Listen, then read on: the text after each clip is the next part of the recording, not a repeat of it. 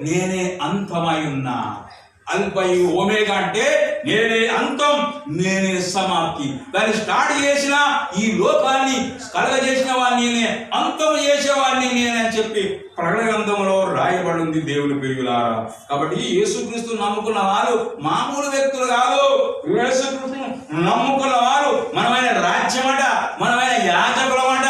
కాబట్టి ఒక పాస్టర్ యాజకుడు కాదు, యేసుక్రీస్తులో సాగుతున్న ప్రతి ఒక్కరు కూడా స్తోత్రముల యాజకులుగా ఉండాలంటే, యాజకులంటే సేవ చేసేవారుగా ఉండాలని ప్రకటన గ్రంథంలో రాయబడింది బిడ్డ.